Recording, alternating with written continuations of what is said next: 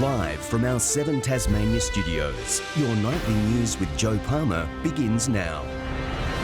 Good evening, everyone. Shocking vision has been leaked of a brutal bar fight where pool cues and billiard balls were used as weapons. At least one person appeared to be knocked unconscious in the anarchy, which trashed a bar and spilled onto the street in Launceston.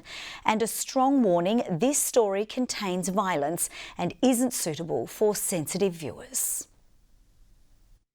It's 8:30 in the evening when families are just finishing their dinner at Launceston's Lighthouse Hotel. In the blink of an eye, things turn ugly as a patron is knocked to the ground. Stunned onlookers try to calm the tension in the room, but it doesn't last long. The man rises to his feet and plots his payback. Any hopes of a peaceful outcome are shattered as he grabs a pool cue for a weapon and starts pitching billiard balls at the other patrons. The factions then turn on each other, trading blows, smashing anything in sight. Then, as things seem to calm inside the pub, a young man appears to be knocked unconscious in a blindside attack.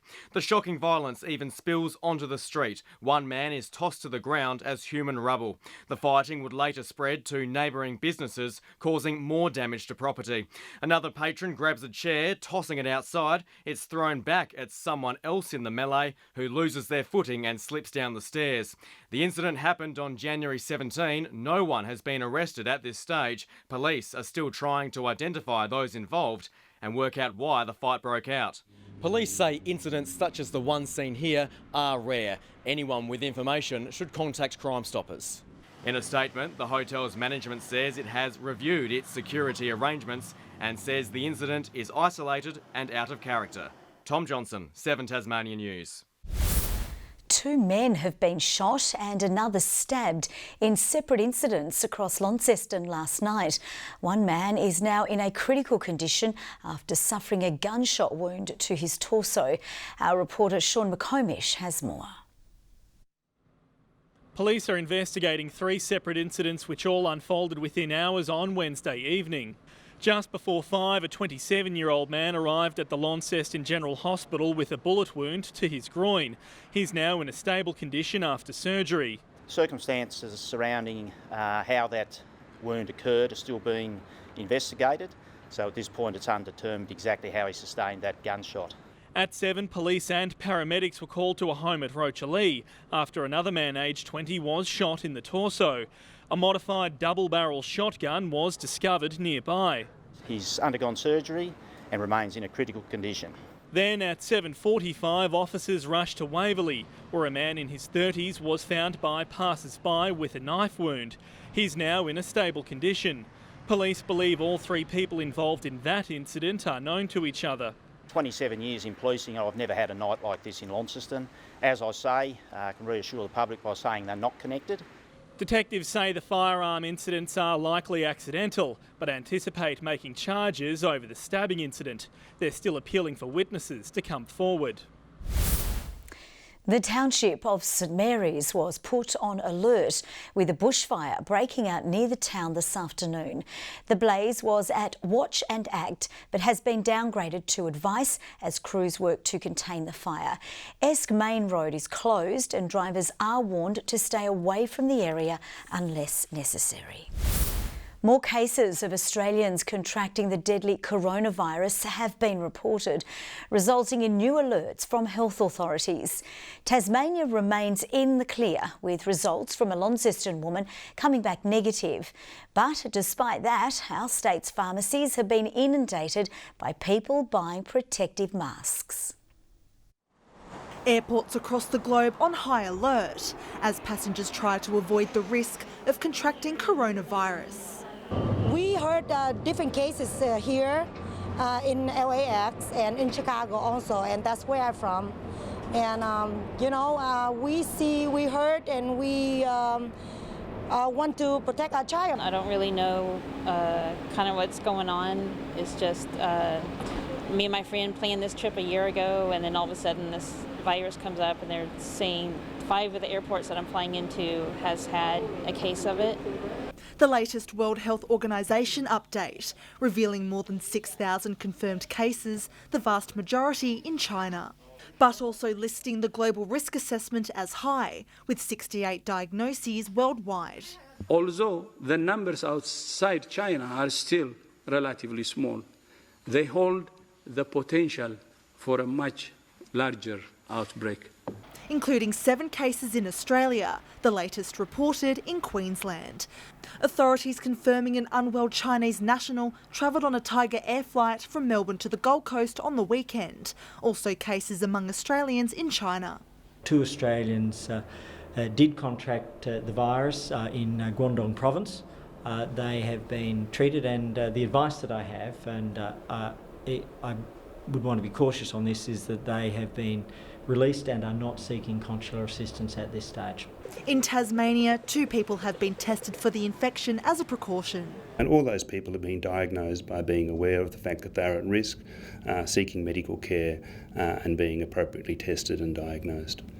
Local specimens now being sent to Victoria, with hopes more efficient testing will be available. And we're also developing testing capability in Tasmania, and we expect to have that available by early next week, which means we'll have a more rapid turnaround of people with any suspicion of disease in Tasmania. A promising step forward as students and teachers prepare to return to school. The Education Department today releasing guidelines for Tasmanians adhering to national advice. That if a child has been in Hubei province in China within the last 14 days, they shouldn't be at school until those 14 days are up. And that's the strategy that's in place to try and protect schools from the risk of infection. Amid the outbreak, supplies of face masks are dwindling in Tasmanian pharmacies due to bulk buying. People are trying to buy them by the box, or they're at least trying to buy as many as they possibly can. The fact that people are buying these in such large quantities, it does appear that they are sending them over to China, where obviously this outbreak has occurred. State and federal health authorities have their own stockpiles for emergencies. Ruby Kamain, 7 Tasmania News. There's been an impassioned plea from 2 daughters tonight as debate reignites over Tasmanian euthanasia laws. Draft legislation has now been revealed and is set to go to a conscience vote later this year. An emotional goodbye. Little over 4 months ago, these sisters lost their mother Diane to cancer. Her final thoughts captured in a diary. Sit with me during the last few days of my life. Look me in the eyes. Deny me of ending my suffering while my withered away body convulses in pain. Today, pleading for euthanasia to be legalised. She wasn't afraid of dying. She just wanted to go, and she wanted to go on her terms. So that wasn't what she was sad about. It was the fear of how cancer was actually going to take her away. This week, Tasmanian MP Mike Gaffney released draft voluntary assisted dying legislation. There's eligibility criteria: intolerable suffering, they've got to be 18, they have to be resident of Tasmania, and they have to have decision-making capacity. Renewing debate on the controversial issue, but he's facing an uphill battle. In 2017, hundreds rallied in Hobart as similar laws were debated for the 3rd time in a decade. The legislation ultimately failed, but now, less than 3 years on, politicians will be forced to again show their hand. I think that there's been significant problems with it every time it's been attempted, but as is proper, I'll have a good look at the bill. I support legislation that provides a legal framework for people to choose how they want to end their life. It's something I've voted for twice in the past. I understand there are a lot of mixed views about this. It will be given the proper examination that it would deserve, and as the Premier has indicated, members should be free to be able to exercise their conscience on that matter. Next month, 35 public forums will be held across the state presenting the plan before the legislation is debated in August. Michelle Wisby, 7 Tasmania News. And if that story has raised any issues for you, there are support services available. You can contact Lifeline 24/7 on 13 11 14. It's do or die for the Hobart Hurricanes finals campaign as the team faces the Sydney Thunder at Launceston Arena. Our reporter Louise Hedger has been there this afternoon and filed this report. Thousands of people are expected to flock here tonight to witness the elimination final, where it's all on the line for the Hobart Hurricanes. Fan favourite Matthew Wade will be opening up the batting with Darcy Short, so some tough competition for the Sydney Thunder. Tasmanians have certainly got on board the cane train this year, and of course it's hoped they'll bring the heat for tonight. For those who can't make it down tonight, the match will be broadcast here on 7 Tasmania. We have some breaking news now on a serious incident on Hobart's eastern shore where a police officer has been injured. We're going across live to our reporter Ruby Kermain, who's just arrived on the scene in Clarendon Vale. Ruby, good evening. Can you tell us what's happened? Joe, there are limited details at this stage, but what we do know is that a male police officer has just been injured. He was apparently struck by a stolen motorbike that was evading them around the Clarendon Vale area a short time ago. We have heard some information come in from senior police. They say they have someone in custody in relation to the incident. They were arrested here a short time ago. Tasmania Police says the officer doesn't have life-threatening injuries and they've been treated by paramedics. We don't know about the type or extent of injuries at this stage. And Joel, it looks like forensic investigators are turning out behind me now to properly investigate this shocking incident. Australian authorities are proposing to build a paved runway in Antarctica to back up research efforts on the remote continent. But it's not the only new development for Antarctic transport, with the RAAF testing out a new airdrop system. On board an Australian first supply run, the doors open to reveal the white expanse of Antarctica. An RAAF C-17 on a special mission to test out a new GPS-guided airdrop system. And on the first go, it hit the target. This new technology has a particular benefit of being able to be extremely accurate, so get the cargo loads under the parachute very close to people. It's capable of dropping vital supplies to our remote teams within 24 hours. But it's not the only development improving Australia's Antarctic capabilities. A proposal revealed for a paved runway in our territory near Davis Station. Our operations and our scientific endeavours in Antarctica are highly constrained by access to the continent. At the moment, it's only served by icebreaker twice a year. Another landing strip at Casey Station is made of ice and melts in the summer.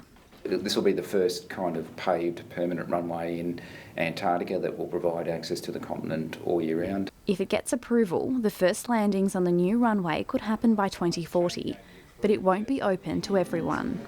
At this moment, we haven't built tourism into our consideration of the airfield. We are solely kind of looking at operational efficiencies and providing a platform for science of the future. Developments to help Australia's research efforts in one of the most remote and extreme places on Earth. Ebony Ablett, 7 Tasmania News. The government has unveiled new housing pods for those at risk of homelessness in Hobart.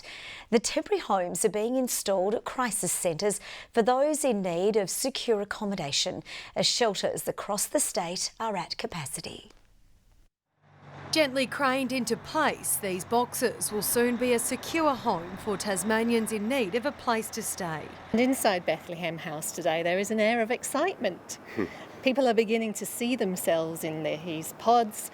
They can imagine now what it will be like, and I believe they're seeing it as a transitional step. 18 are being installed here, with more individual and family pods for Hobart Women's Shelter as part of the government's $5 million emergency housing response plan. This allows us to bring people in with a view to moving them on into more permanent accommodation down the track.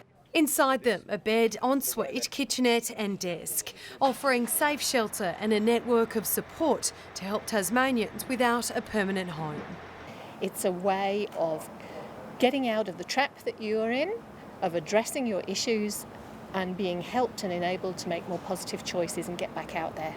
Despite government support, shelters across the state remain at capacity as our housing crunch continues. There is always going to be demand. We see the tip of the iceberg sometimes, but we're pretty certain that these will fill up quickly. This is one of a range of solutions for people because their circumstances are all very different. Louise Hedger, 7 Tasmania News. In under 24 hours, Launceston's City Park will become a haven for food, drink and entertainment junkies as part of Festive Ollie.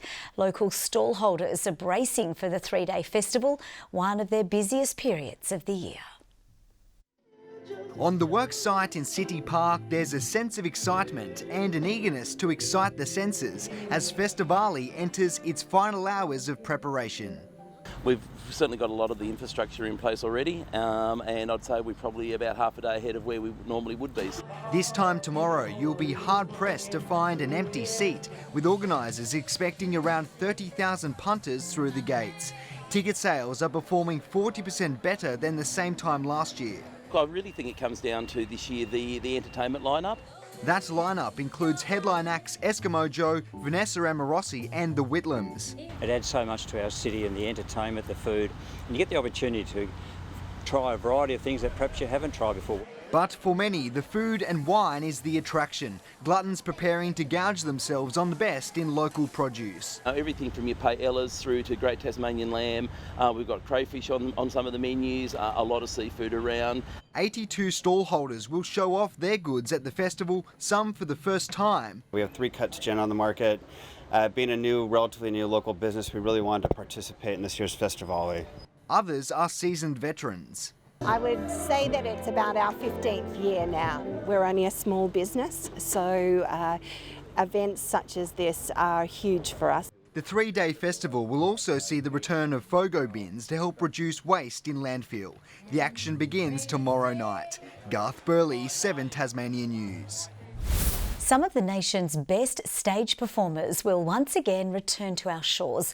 Organisers today celebrating the launch of the upcoming Australian Musical Theatre Festival. With workshops, forums and performances locked in, organisers are promising the bill will be bigger and better than ever. People who just love watching theatre and are fans of musical theatre, there's a whole bunch of stuff for them.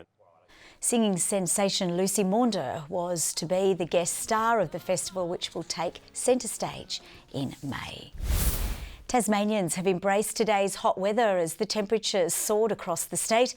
It reached 38 degrees at friendly beaches, while it was 36 degrees in Hobart. Crowds heading to beaches to cool down amid what's been declared a heatwave. Well, the water's pretty clear and it's very cold in the water, but it's pretty hot out of it. And this is my stand-up paddleboard. It's inflatable and I'm going to blow it up and go out on that. On a beautiful day like this in Hobart, it's really lucky. Many walking tracks in national parks and on the east coast and Mount Wellington will stay closed tomorrow as the severe fire threat remains. The founders of one of Tasmania's largest salmon producers has sold its stake in the fishing business. Petuna Aquaculture announced today its remaining 50% share in the company has been bought by New Zealand's Sealord Group.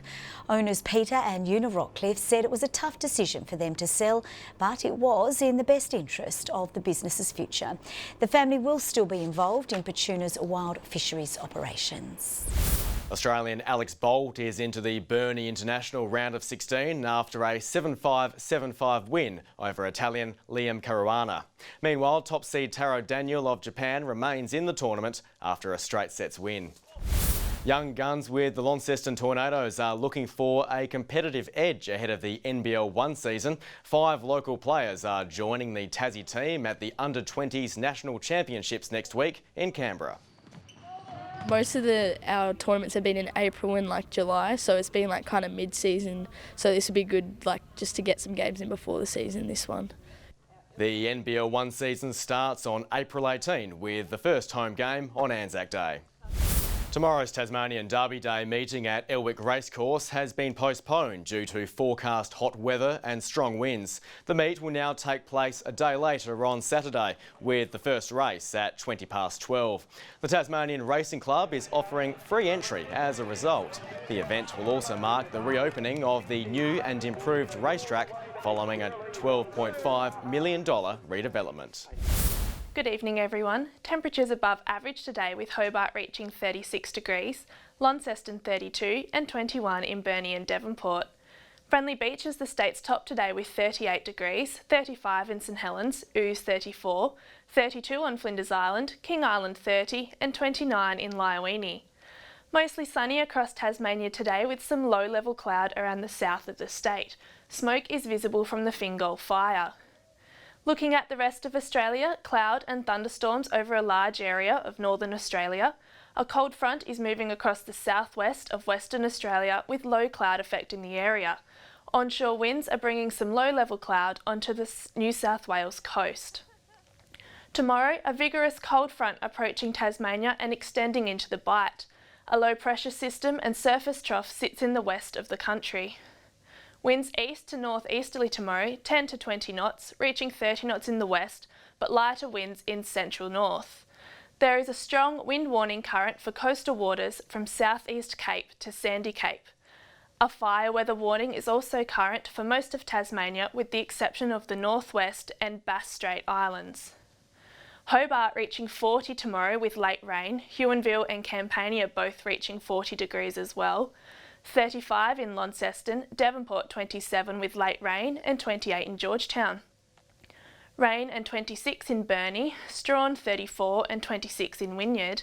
And on the east, St Helens partly cloudy and 32, 36 in Swansea and Port Arthur reaching 33. The UV tomorrow is extreme with 11s and 12s across the state. Now on to Saturday, rain and thunderstorms contracting to the north. Morning rain on Sunday with locally fresh and gustily winds. And on Monday, showers less likely about the northeast with gusty winds. Perth 24 tomorrow, showers and 36 in Adelaide, 43 in Melbourne and Canberra 41. And currently, Hobart mostly clear and 17, Launceston clear and 28 and Devonport 21 and also clear. And that's your weather for tonight, Jo. Beautiful. Thank you very much for that. That's all from the team for now. Have a lovely evening. We'll see you a bit later with updates. Bye for now.